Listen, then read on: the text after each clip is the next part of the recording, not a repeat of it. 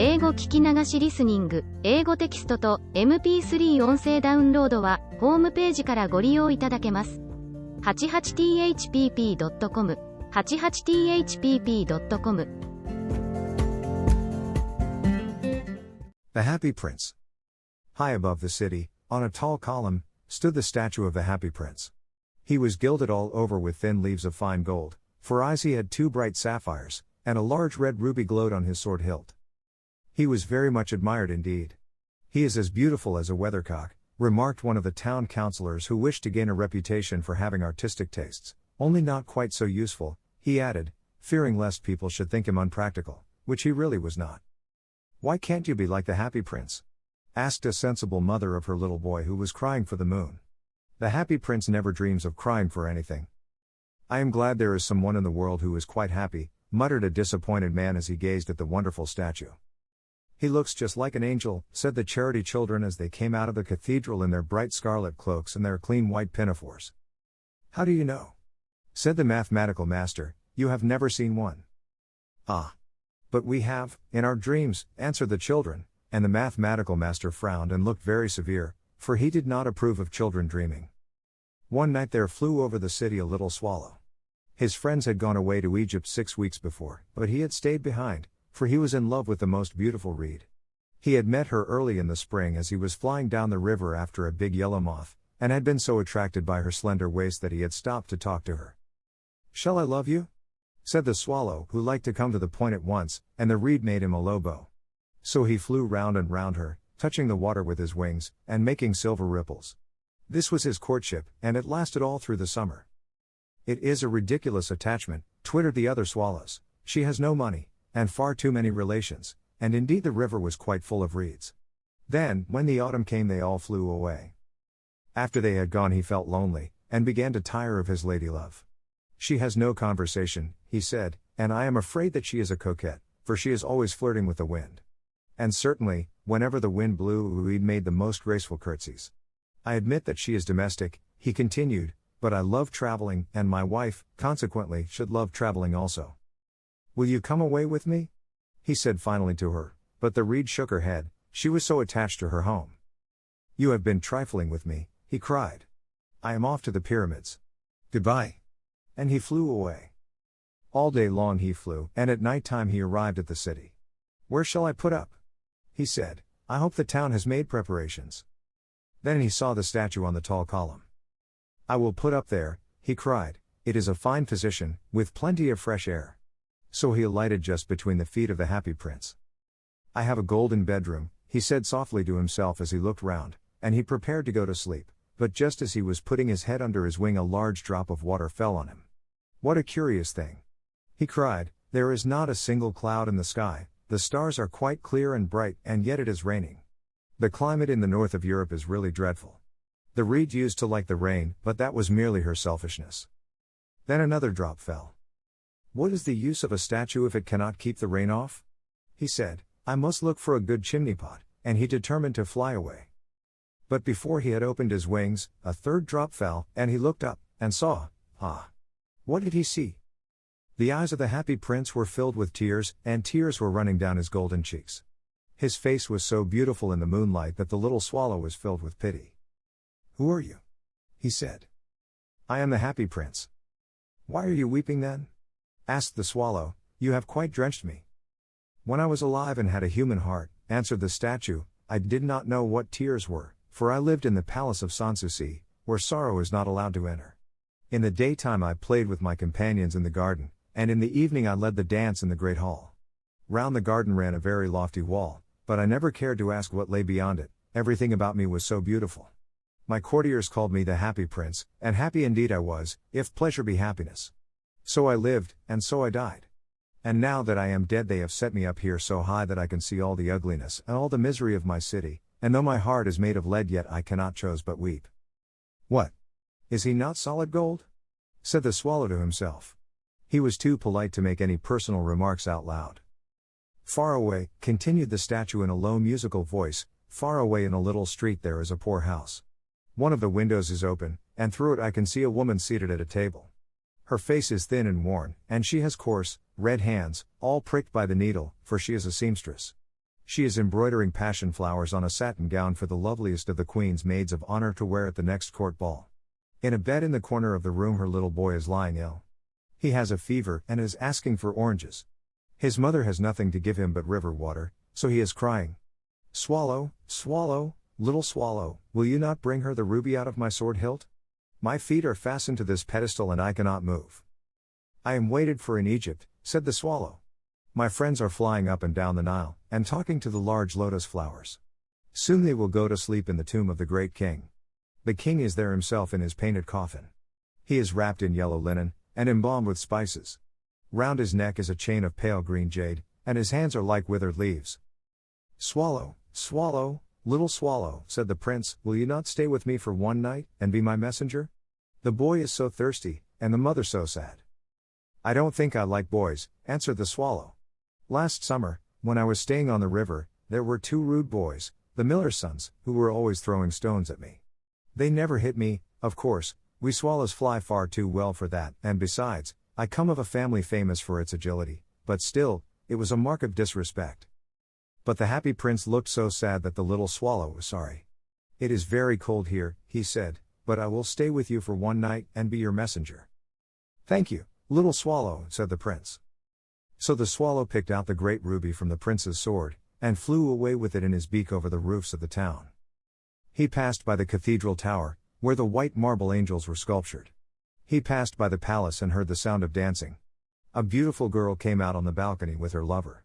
How wonderful the stars are, he said to her, and how wonderful is the power of love. I hope my dress will be ready in time for the state ball, she answered. I have ordered passion flowers to be embroidered on it, but the seamstresses are so lazy. He passed over the river, and saw the lanterns hanging to the masts of the ships. He passed over the ghetto, and saw the old Jews bargaining with each other, and weighing out money in copper scales. At last he came to the poor house and looked in. The boy was tossing feverishly on his bed, and the mother had fallen asleep, she was so tired. In he hopped, and laid the great ruby on the table beside the woman's thimble. Then he flew gently round the bed, fanning the boy's forehead with his wings. How cool I feel, said the boy, I must be getting better. And he sank into a delicious slumber.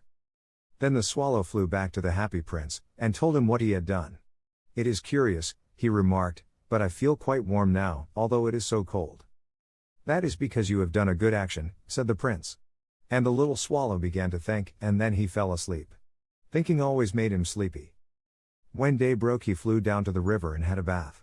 What a remarkable phenomenon, said the professor of ornithology as he was passing over the bridge. A swallow in winter. And he wrote a long letter about it to the local newspaper.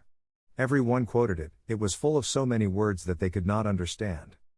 Tonight I go to Egypt, said the swallow, and he was in high spirits at the prospect. He visited all the public monuments, and sat a long time on top of the church steeple.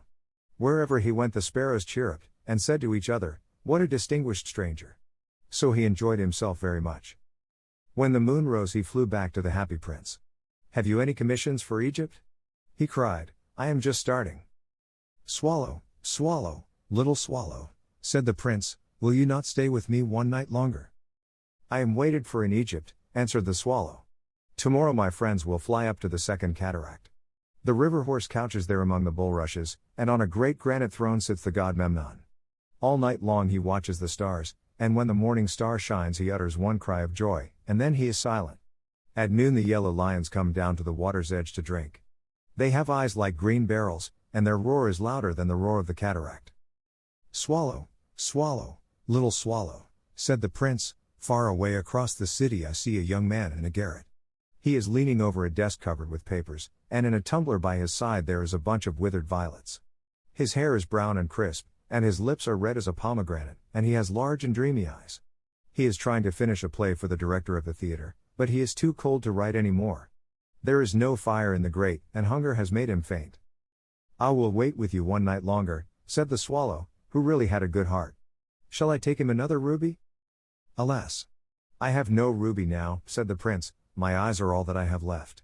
They are made of rare sapphires, which were brought out of India 1,000 years ago. Pluck out one of them and take it to him.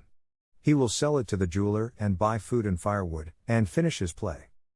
Dear prince, said the swallow, I cannot do that, and he began to weep. Swallow, swallow, little swallow, said the prince, do as I command you. So the swallow plucked out the prince's eye, and flew away to the student's garret. It was easy enough to get in, as there was a hole in the roof. Through this he darted, and came into the room. The young man had his head buried in his hands, so he did not hear the flutter of the bird's wings, and when he looked up he found the beautiful sapphire lying on the withered violets. "I am beginning to be appreciated," he cried. "This is from some great admirer. Now I can finish my play," and he looked quite happy. The next day the swallow flew down to the harbor.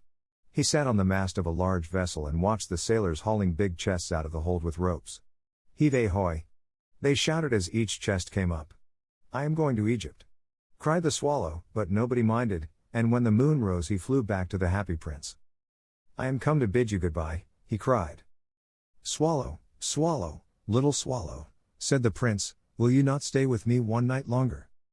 "It is winter," answered the swallow, "and the chill snow will soon be here. In Egypt the sun is warm on the green palm trees, and the crocodiles lie in the mud and look lazily about them. My companions are building a nest in the temple of Baalbek, and the pink and white doves are watching them, and cooing to each other. Dear prince, I must leave you, but I will never forget you, and next spring I will bring you back 2 beautiful jewels in place of those you have given away.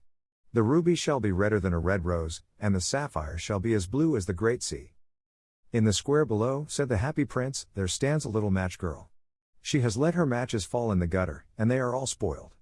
Her father will beat her if she does not bring home some money, and she is crying.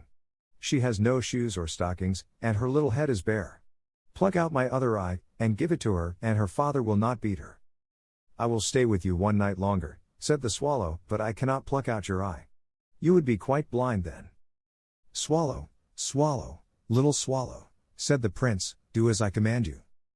So he plucked out the prince's other eye, and darted down with it. He swooped past the match girl, and slipped the jewel into the palm of her hand. "What a lovely bit of glass," cried the little girl, and she ran home, laughing. Then the swallow came back to the prince. "You are blind now," he said, "so I will stay with you always." "No, little swallow," said the poor prince, "you must go away to Egypt." "I will stay with you always," said the swallow, and he slept at the prince's feet. All the next day he sat on the prince's shoulder, and told him stories of what he had seen in strange lands. He told him of the red ibises, who stand in long rows on the banks of the Nile, and catch goldfish in their beaks, of the Sphinx, who is as old as the world itself, and lives in the desert, and knows everything, of the merchants, who walk slowly by the side of their camels, and carry amber beads in their hands, of the king of the mountains of the moon, who is as black as ebony, and worships a large crystal, of the great green snake that sleeps in a palm tree, and has 20 priests to feed it with honey cakes, and of the pygmies who sail over a big lake on large flat leaves, and are always at war with the butterflies. "Dear little swallow," said the prince, "you tell me of marvelous things, but more marvelous than anything is the suffering of men and of women. There is no mystery so great as misery.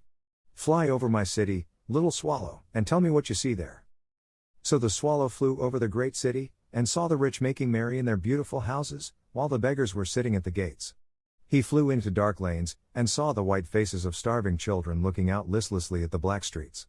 Under the archway of a bridge 2 little boys were lying in one another's arms to try and keep themselves warm. "How hungry we are," they said.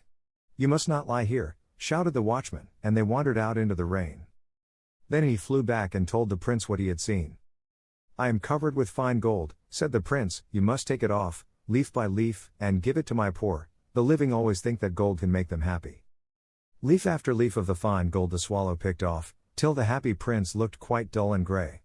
Leaf after leaf of the fine gold he brought to the poor, and the children's faces grew rosier, and they laughed and played games in the street. "We have bread now," they cried. Then the snow came, and after the snow came the frost.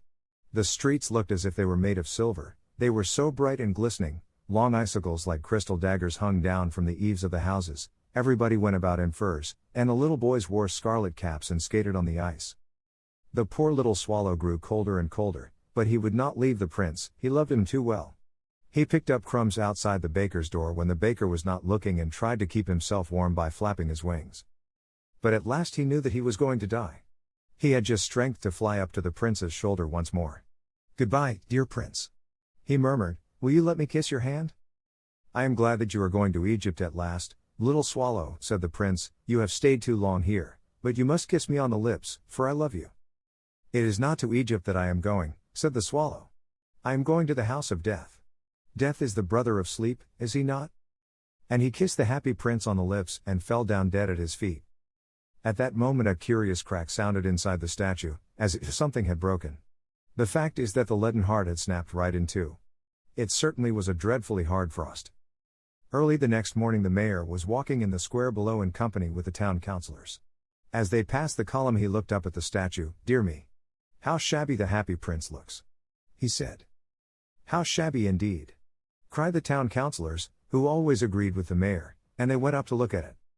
"The ruby has fallen out of his sword, his eyes are gone, and he's golden no longer," said the mayor. "In fact, he is little better than a beggar." "Little better than a beggar," said the town councillors. "And here is actually a dead bird at his feet," continued the mayor. "We must really issue a proclamation that birds are not to be allowed to die here." And the town clerk made a note of the suggestion. So they pulled down the statue of the happy prince. "As he is no longer beautiful, he is no longer useful," said the art professor at the university. Then they melted the statue in a furnace, and the mayor held a meeting of the corporation to decide what was to be done with the metal. "We must have another statue, of course," he said, "and it shall be a statue of myself." "Of myself," said each of the town councillors, and they quarreled.